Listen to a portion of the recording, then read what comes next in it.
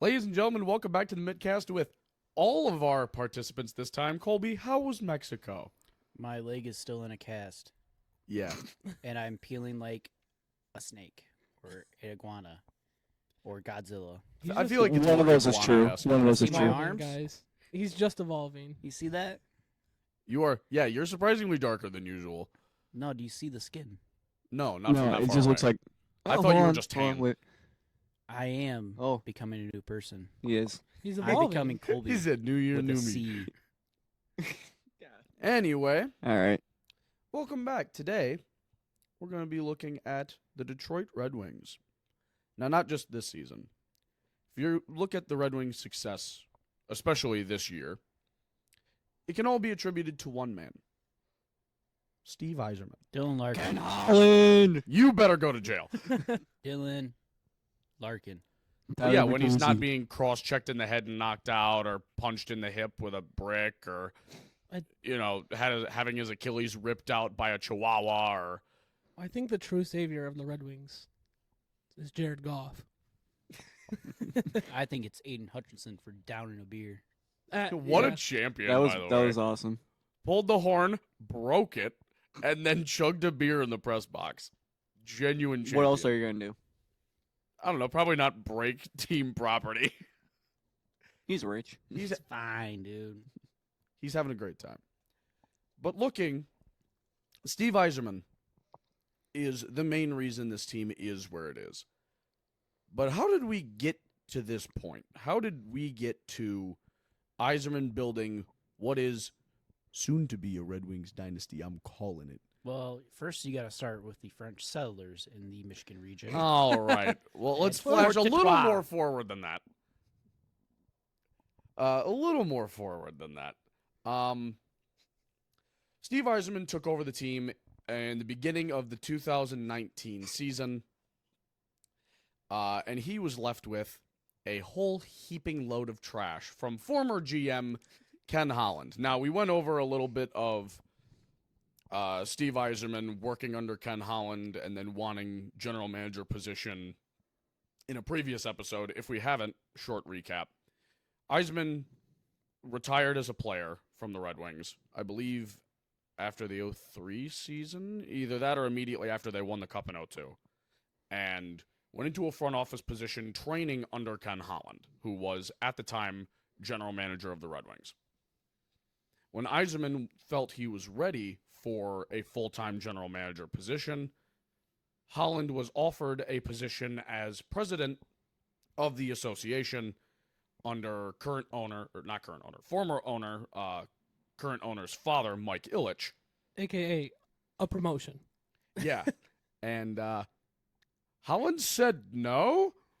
He's like, nah, I'm going to bring this team to another cup. Tell the Wonder Boy to go away. I don't think that's actually how that conversation went. But Yzerman then Sounds about accepted the right. general manager job in Tampa Bay, where he proceeded to build what was going to be considered a dynasty. And then he left before they actually won anything. Right before they won the Cup in 2020, before that season had started, left Tampa Bay and signed as the general manager of the Red Wings, coming back home. But what was he left with? Let's first start with Ken Holland's downfall. A lot of different signings. Sam, you had something? Oh, I was just gonna react to all the trash you left him with. Oh, we'll get there, buddy. We'll get there. I got He react. left Yzerman with a bunch of off-brand Legos, and Yzerman was trying to build with actual Left him a Legos. Duplo. Bro left him with Yeah. mega blocks, and Yeah. he somehow constructed the Death Star. Like, crazy. So, Ken Holland's Detroit Red Wings, post-2008, lost in the Cup final in 2009 to the Penguins, who they had just beaten in 2008. And that was the last time they sniffed anywhere close to a championship. The team continued to regress, get older. The star players started fading out of their career. Datsuk left after their last playoff run in 2015. Henrik Zetterberg, because of back problems, wasn't far behind him. Nicholas Kronwall retired shortly after Zetterberg. Ken Holland's scouting department was never the greatest with the Red Wings. I mean, he drafted Dylan Larkin. Can't throw too much shade at the guy. But He's also a hometown kid, so I'd hope you'd have like scouts kind of close to you. you would think, right? Except he also passed on Quinn Hughes for Philip Zadina. You hit some, you miss some. You win They- some, you lose some. Unless your Could it name's be Brad Brad Holmes? Holmes. He had called You Quinn what? Hughes and told him he was going to be a Detroit Red Wing. Then Zadina fell from 3rd to 6th, where the Red Wings sat. And Holland's like, oh my gosh, a high-scoring potential forward. I wonder why he fell. Let's take him anyway. And then Hughes immediately went 7th to Vancouver and is now a generational talent, and he's dominating the West Coast. Anyway, Shout out Quinn the Hughes. only other first-round pick that Ken Holland took that was even of note, Michael Rasmussen at number 9. Gotta get 2 number 9s. A lot A of number lot- 9 large. He was the number 9 large. A lot of good guys around that position, but you look back at his first-round talent drafting, and yeah, obviously some of them are going to hit their first-round projections. But then you take a look at the guys he did pick that didn't pan out. Evgeny Svechnikov. E. Need I say more? I love the guy. Wish he would have panned out. But his scouting department wasn't the problem. Ken Holland's biggest fallback was his contract signing. Now, keep in mind, this is a guy who started with contracts before the salary cap was implemented. He was the one who built the team that dominated in 97, 98, winning those back-to-back cups, and he didn't have a salary cap. He took a frustrated Brandon Shanahan. He's like, I will pay you $11 billion to score 30 goals and punch people. So, quick question. Yes. With the salary cap being instituted in, I'm assuming the late 2000s or early 2000s here, late 90s, what happened to all the contracts prior to that? Did you just get put in cap hell, or Everyone got put in cap hell. that's kind of Literally everyone. The NHL had to make rules on contracts, and it started because the Islanders tried to sign a goalie for 17 years. Jeez. And then they bought him out 3 seasons later because he was hurt and couldn't keep playing. They are still paying, oh my gosh, what's his name? It's not Mike DiPietro. He's playing for Boston's minor league affiliate. seasons. Yeah.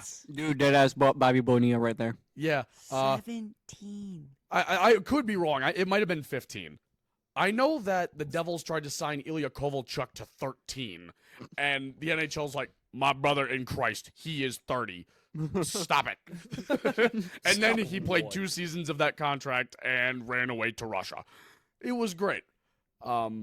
Yeah, me. No, when the salary cap was implemented, there was a whole lockout, and the NHLPA came to an agreement with the board, making sure there was a set salary cap and players were actually making what they deserved based on some metric that is still unknown to this day.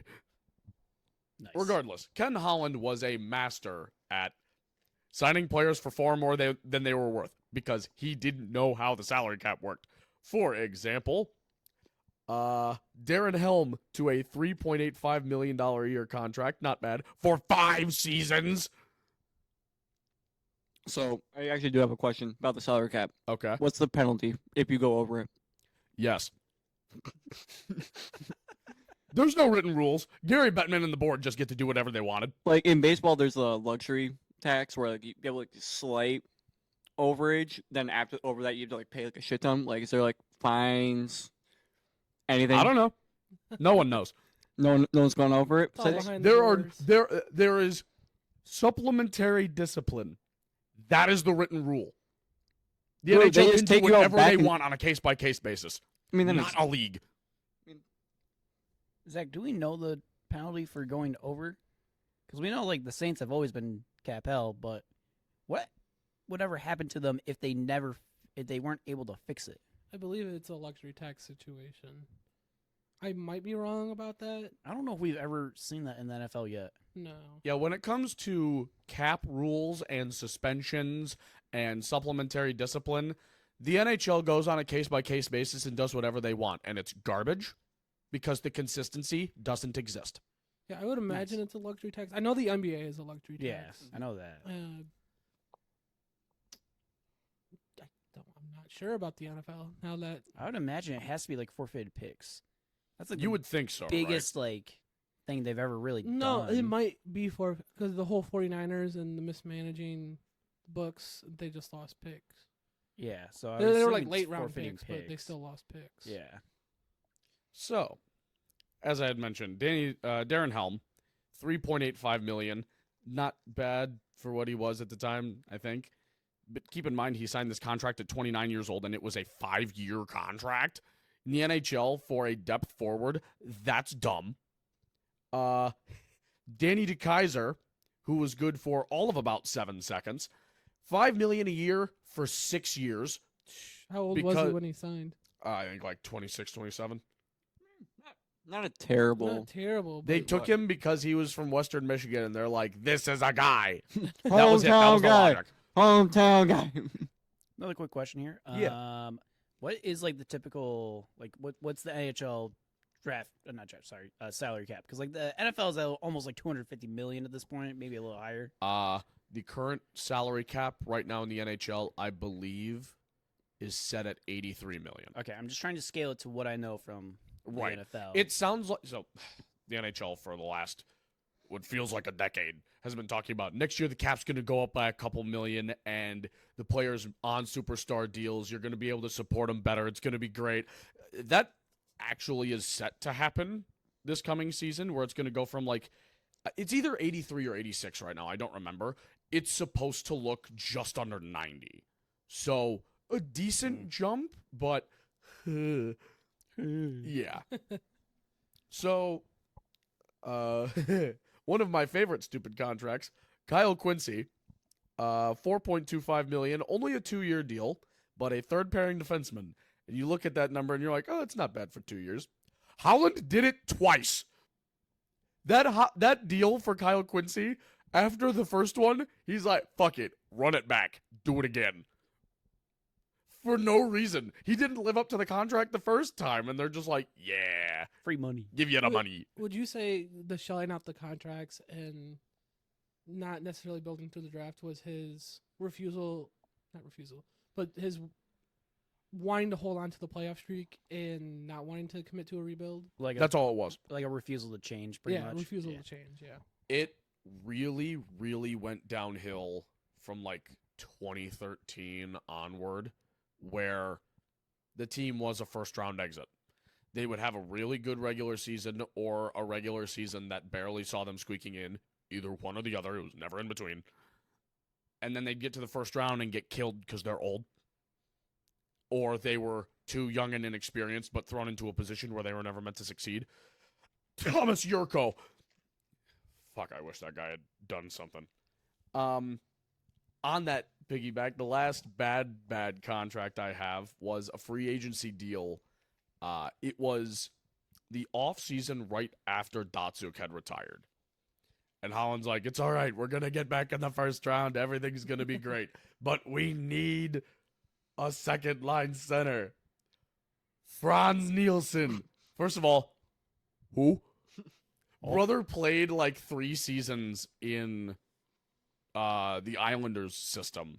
And he played second line center under John Tavares. And you're like, yeah, those Islanders teams were pretty good. Of course he's going to be pretty good. 5.25 for 6 years. And he was on the wrong side of 30. Yikes. Jesus Christ. Well, he was on the dope side of What 30. on planet Earth was even that So contract? You're giving a dude an 1/8 of your salary cap.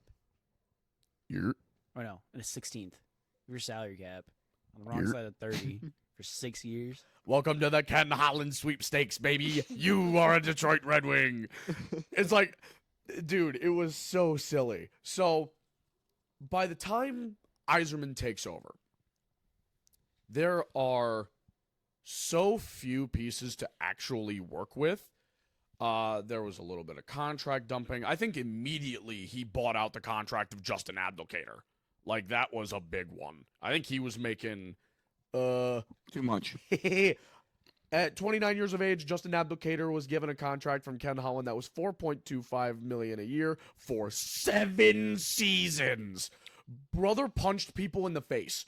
That was his talent. Stand in front of the net on the power play, punch people in the face. You gave him a $7 million deal for over $4 million per. And basically, at the start of the decline of the peak, where he's not going to get much better at that point. No, he is only on after the age of 27, 28. You are either going to stay as good as you currently are or get worse. That is the formula. And by the time you're like 34 to 36, you're considering retirement. Yeah. By the time Abdelkader's deal was done, he would have been 36. The worst part was, if Holland was around, probably still would have extended the guy. Goofy. So, Goofy. starting night, the 2019 season, Steve Yzerman was given a starting lineup of Tyler Bertuzzi, Dylan Larkin, Anthony Mantha, which all things considered, really not a bad starting line. Larkin was young, soon to be captain. Anthony Mantha was a big power forward with a great shot, and Bertuzzi was a snot-nosed, get to the front of the net, bury everything in sight. Fuck you kind of guy. It was a good match. Everything after that is garbage. The second line was Luke Glendening, a career fourth liner, Andreas Athanasiou, who the season before had threatened to run away to Russia if he wasn't given the contract he wanted, and rookie from MSU, Taro Hirose. Hey, go great! Why was that guy in the top 6, though? He has like 7 career games and 1 career point. They called him Taco. That's all I remembered. I remember that. That's a great nickname, though. Not Adam as good Ernie, as Big Baby who Bert. Yzerman had traded for, I think like a week into his tenure. Adam Ernie, big power forward, kind of a depth player, more of a role guy. Wasn't he old when we got him? No, he was only like 24, 25. All right. But he was one of Yzerman's depth signings with Tampa. And the new general manager in Tampa Bay wanted to get rid of him. So Yzerman immediately snagged him back up. And he played really well. I liked how he played with the Red Wings. And then Franz Nielsen. We already went over that. And Valtteri Filppula, who was started his... Hey, don't you diss on my boy Valtteri Filppula. That boy is a champion everywhere he has played. He's got a fucked up ass haircut, Filppula, though. drafted by the Red Wings, played a couple seasons when he was young with them, and then was traded to Tampa Bay. Went to the finals with them in 2015 where they lost to the Blackhawks. Like, Valtteri Filppula was a pretty decent part of that team, but it was on the decline, had played with Philly and the Islanders before he signed with Detroit on what was pretty close to a league minimum contract. He was just a guy. In a similar sense, Christopher N., who was signed from Sweden. I believe he played for Frölunda in the SHL. Frölunda! He didn't last too long. Jacob De La Rose at fourth line center, who, fun fact, played like ass, looked like ass, and Smells then like was ass. immediately flipped 1-for-1 for Robbie Fabry, who is a fucking goat. I love Fabry. And then fourth line right wing, Justin Abdelkader, because he made too much and like they needed to put him somewhere. On D, wasn't bad. DeKaiser Hronek, who was a rookie at the time.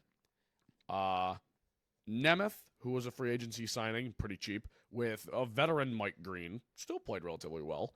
A rookie Dennis Cholowski with a veteran Trevor Daley, and then in net you had Jimmy Howard and Jonathan Bernier. Not a great team. Could be Not worse. a great team out of the gate. And Yzerman knew that. They were going for the basement.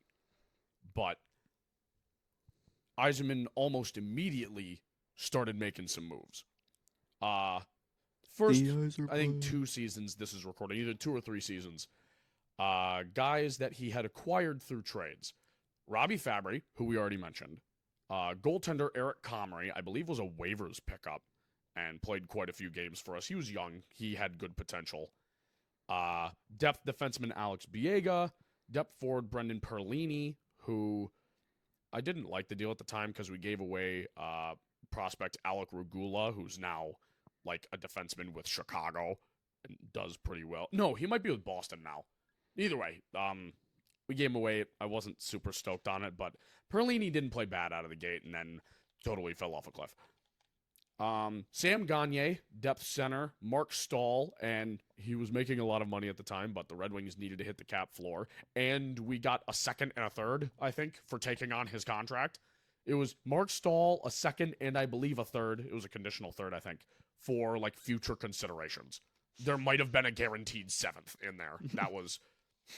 And then guys we parted from, David Pope, prospect, Alec Regula, prospect, Vili Saraharvi, who I still can never pronounce his name right, but we dished him to Arizona for a can of beans. Like, we got like nothing for that guy. Mike Green, Andreas Athanasiou, and prospect Ryan Kuffner were all shipped off to Edmonton. We're Athanasiou for bye-bye, Sam Gagne and a bunch of picks, I think. And those were the depth things. Then we get into some bangers. Bang. The big moves. The things in the later years that really started turning this team the right direction. First trade we have up was giving Anthony Mantha up to the Washington Capitals, along with the contract of somebody, I don't remember who, for a first-round pick, what ended up being 19th overall, a second-round pick the year after, and Jacob Verana. Now, you look back at that now, and you're like, ooh. Because Verana's tenure with the Red Wings did not end well, and spoiler alert, he ended up being traded away for like a 7th-round pick just to get him off the books and give him a Whoa, we didn't get to that arc of the anime, bro. Whoa, all right.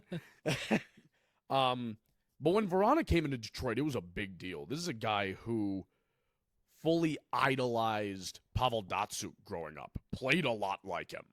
Super fast, shifty, great shot. He was really supposed to be the next top line right wing with Dylan Larkin. And for a while was great. He was over a point per game over the few games he played in 2 seasons. He did have an injury he had to overcome. And then went into the Players Assistance Program the start of last year, and, well, he never really looked back.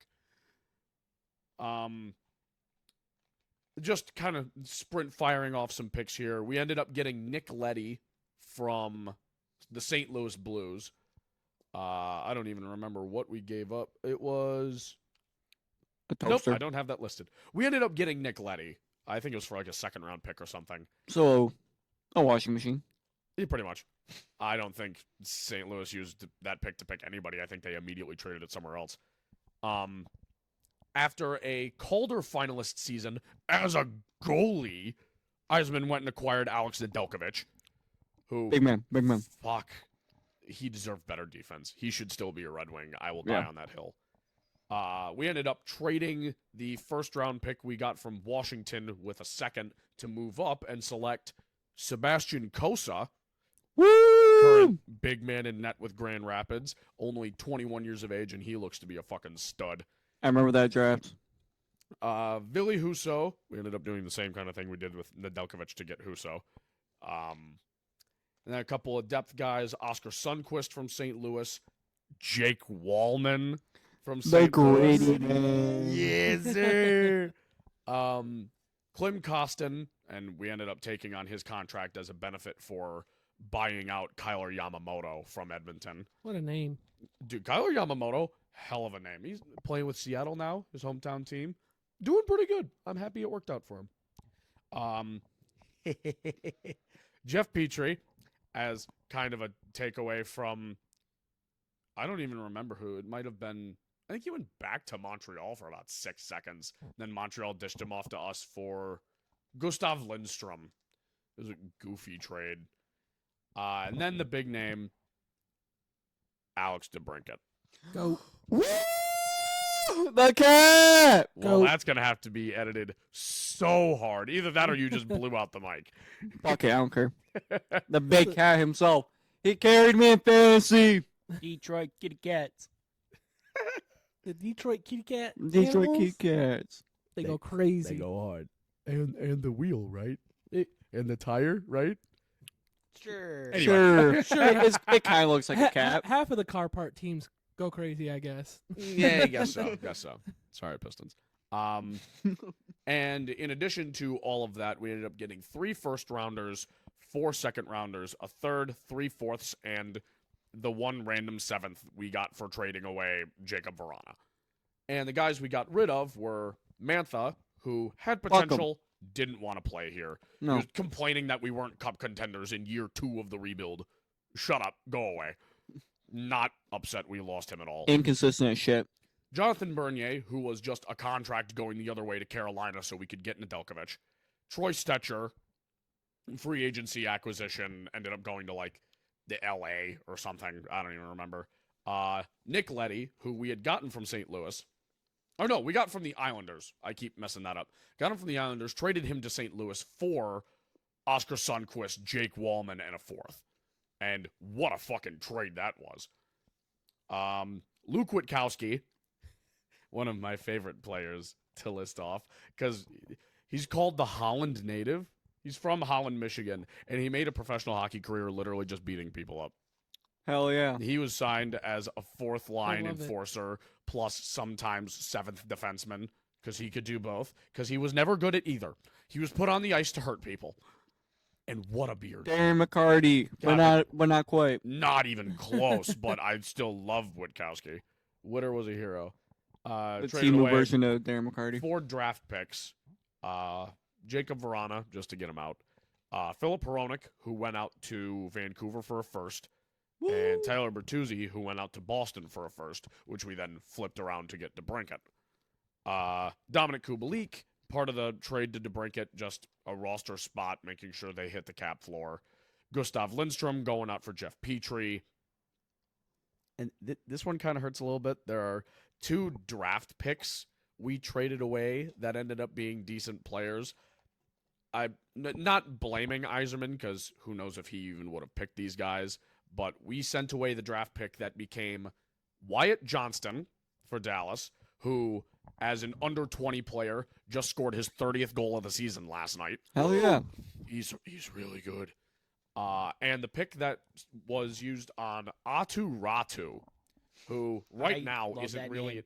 Yeah, Atu Ratu and Capo Caco. Those are your 2 favorite What hockey. about Antti Rantanen? Who? Antti Rantanen?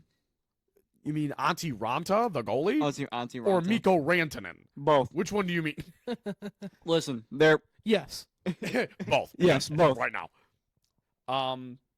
And Ratu hasn't played an NHL game yet, but he looks real good and was one of the pivotal points of Bo Horvat going to the Islanders.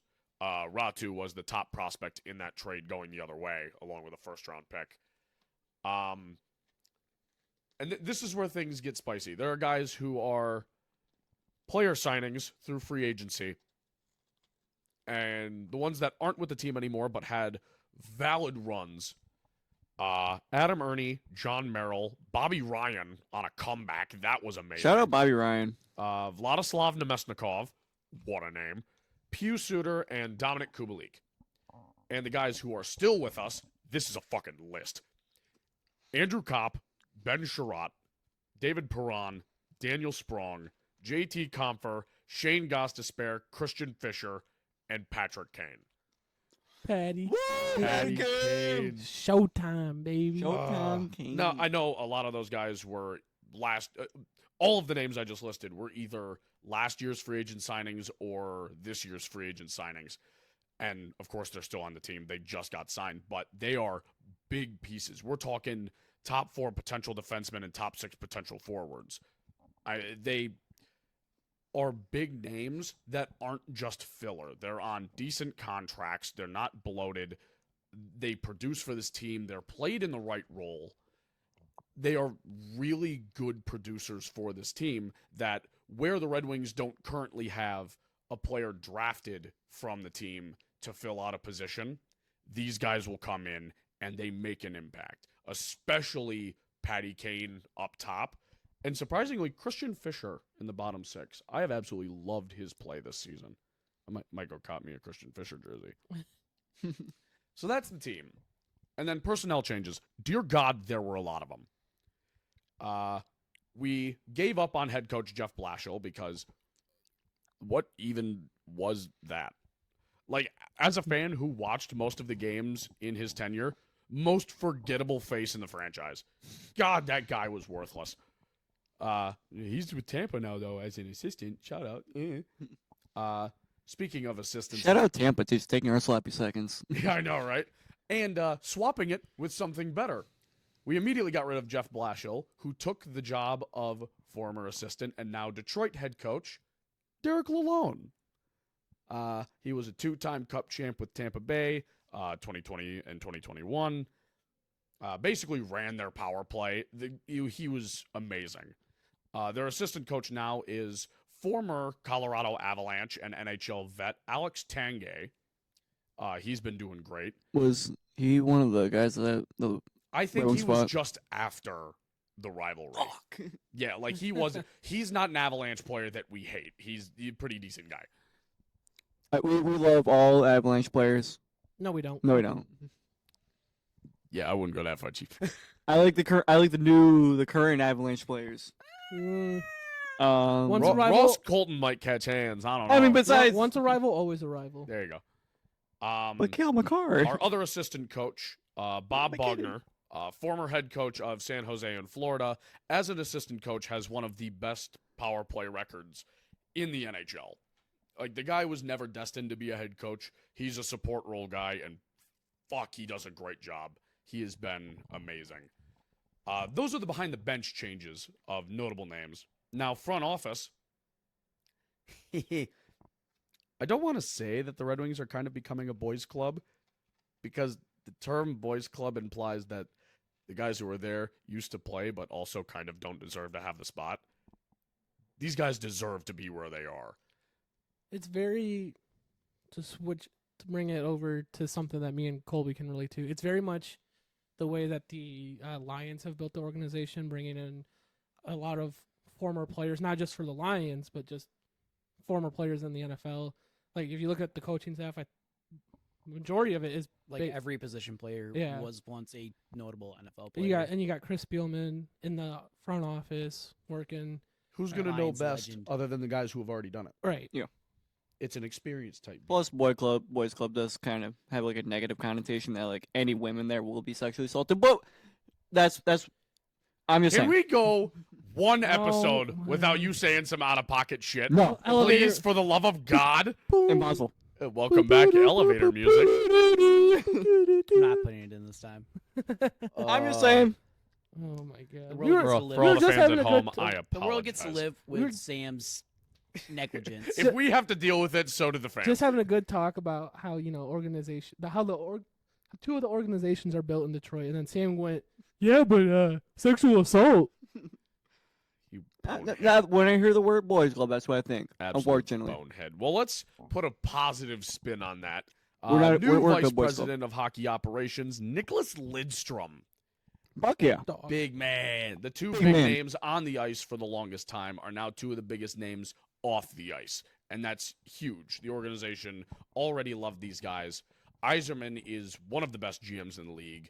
Lidstrom, I don't entirely know what he does as the Vice President of Hockey Operations, but I'm assuming he's doing good. He was watching the Michigan State hockey game. Yes, sir. I Yes, do know sir. That's Right. vice president material right there. Director of Amateur Scouting and Assistant General Manager, Chris Draper.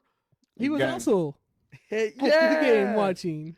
Well, you got to scout your guys, right? Yeah, you do. One of my favorite fun facts about Chris Draper, he started his career at Winnipeg Jet, and they didn't want him anymore, so the Detroit Red Wings traded for him. You want to know what that return was for Winnipeg? I know. $1. What? That ass. One of the most interesting trades in NHL history. The Red Wings What? acquired Chris Draper from Winnipeg in exchange for $1. What? At the Why? time, I think it was considered future considerations, but there were like terms to be met, whatever. And Winnipeg really just wanted him out. So they're like, fuck it. If he meets this, $1. And he did that. So he played the entire season with Detroit. Yeah, So the Jets it's were great. like, yeah, we'll take a pop from McDonald's, I guess. Hell yeah. Hit me What? up at the vending machine in the hallway. Dollar menu. On the menu. European inflation. player development lead is Nicholas Cronwall. Big man. He was signed for front office Big. basically before he retired. He's like, yeah, this is going to be my last season. And Eisman's like, I have a bargain for you. I have a job. And assistant director of player development in all regions, Dan Cleary. Not a lot of people remember him, but he was a pretty big part of the Red Wings in the early 2000s. He was not a superstar by any means, but great depth support guy. He's pretty well liked by the organization. So we look at all the changes he's made. Coming in, taking an absolute steamer of a shit show from Ken Holland's development. And slowly over the course of, it's been 5 years now? At the end of this, 2019's been 5 years. Woo! I know, we don't want to talk about that, huh? Oof. Fuck, make me feel old. Yeah. At the end of the season, it'll have been 5 years since Yzerman took over. And he has turned this team 180 degrees the other direction. We've got, I believe we still have the second-ranked prospect pool in the NHL, and we're currently making a playoff run. Like, Dogs. you can't Dogs. get better than that. Other than, having the number one ranked prospect pool and having already won the cup, but nobody's ever fucking done that. Eisman's about to go next year. He's Yeah, just you wait. Let Just you wait. Let me go. Let me You go. want to see something cool? You want to see me do it again? When Yzerman took over, one of his first press conferences, I think it was his very first, he set a standard that the team would be undergoing a 5-year rebuild, where over the course of the next 5 years, we're going to be shit or we're going to be fringe. Be prepared for it because we're going to build something good in the meantime. We're in year 5 of that 5-year rebuild where we're supposed to still be shit, and we are currently 1 point out of the wild card in the East. And looks like we're kind of getting our mojo back.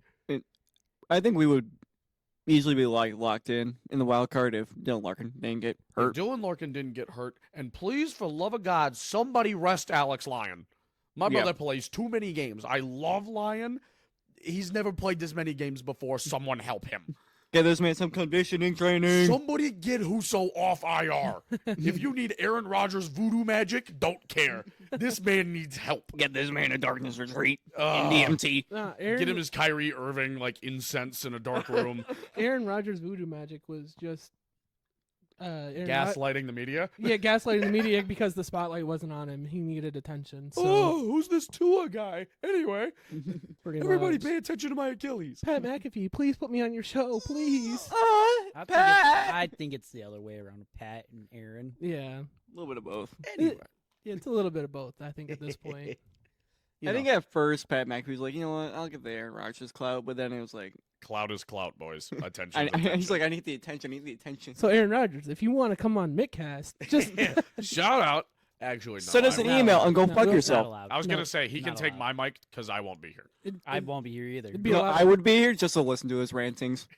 I think it'd be hilarious. Exclusive Mittcast interview. Sam interviewing Aaron Rodgers on the beauties of using mustard as hair cream. Like, But it work though. I don't know what you mean. my follicles be flawless. Back to the point at hand. The team isn't even supposed to be at the contending stage yet, and we are. sounds familiar. And that is to the absolute credit of Steve Yzerman. Like you say, hey, I don't think I've ever seen Steve Yzerman and Brad Holmes in the same room. I know. Who's to tell me they are not the same person? You know what? I'm still leave it alone.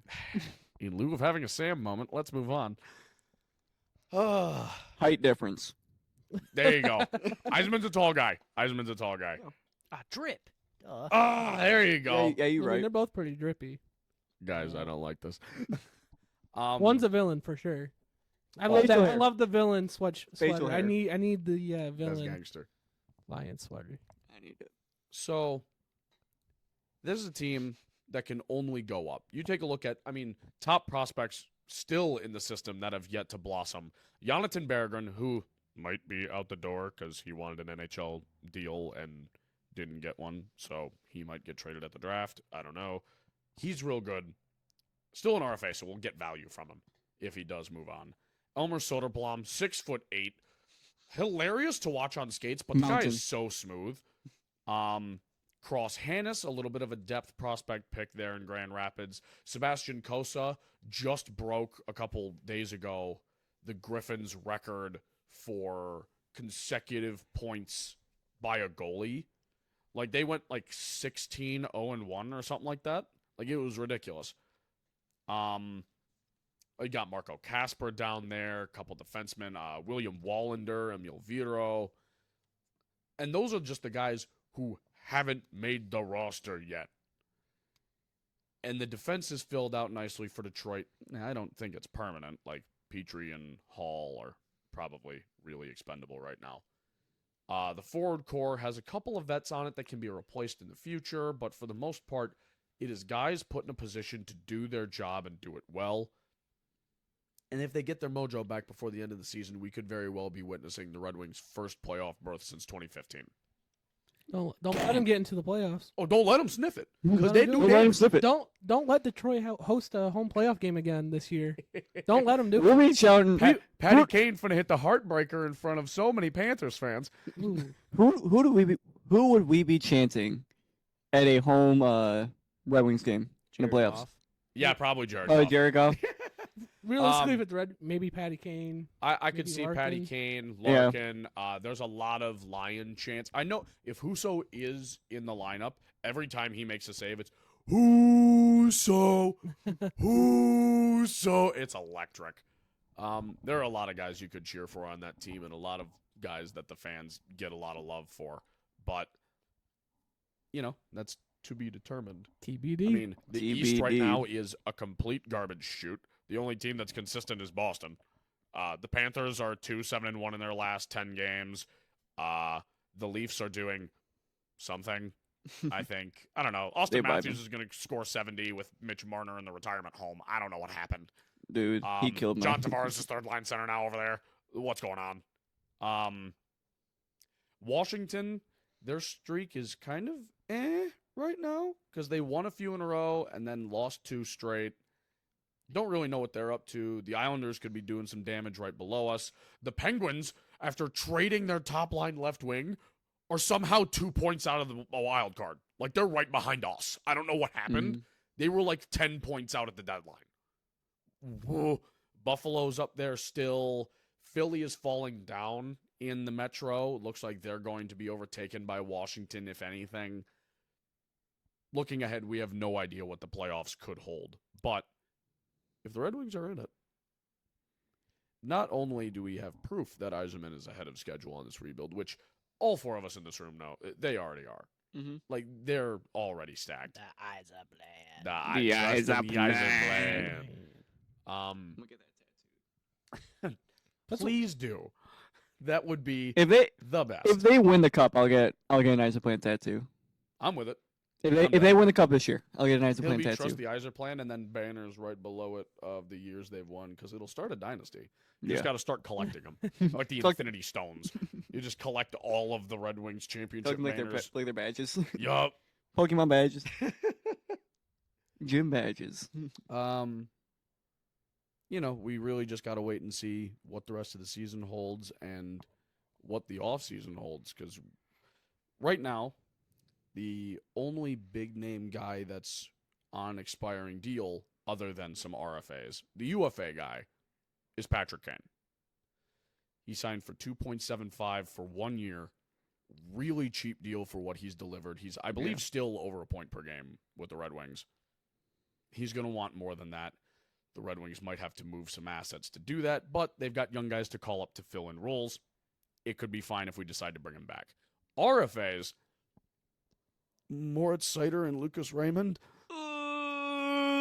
you're dishing out 15 mil easy between the two of them. That's going to be a rough offseason. Yeah. Do I have any doubt that Yzerman will get the right contract? No, I have no doubt. Do I think it'll take some time? Absolutely. Player agents nowadays are vicious. But that's going to have to be a separate episode talking about the Red Wings offseason and potential postseason. Potential. You guys have anything to add to that? I feel like I've been talking The this whole Capitals episode. are down 2-0 to the Penguins right now, by the way. Let's go! I mean, the Penguins winning are also not good. Yeah, no. but They're- I'd they're rather right. have the Penguins win than the Capitals. They're at the first intermission. All I'm saying is Detroit's buzzing right now. Oh, Detroit dude, is- they Bes- move. bes- Business is booming. besides the Pistons, we're buzzing. I mean, hey, they just had sixth man score 50. That is Right. true, but they still lost. They still lost, but you got guys putting up performances. That's got to be fun to watch. Red Wings are potentially going to make the playoffs. The Lions had a run this year. The Tigers only just today lost their first game of the season. Were they 5-1 now? 5-1. 5-1. What a start. They were the last undefeated team. Yep. There's a lot to talk about Detroit sports. All right, yeah. There is indeed. And We are as far as buzzing. the Red Wings, that's all I've got for now. We're Alright. so fucking back. We're so back, baby. back! Anyway, I think that's gonna do it.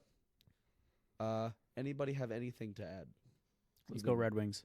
Let's go Red Wings. Let's go Red Wings. Red Wings. Go. Patty Red Kane. Wings. Patty Kane. Jared LGRW, Goff. baby. Jared Goff. Jared Goff. Anyway, and that's gonna do it for this episode. We'll see you guys next time. Yeah.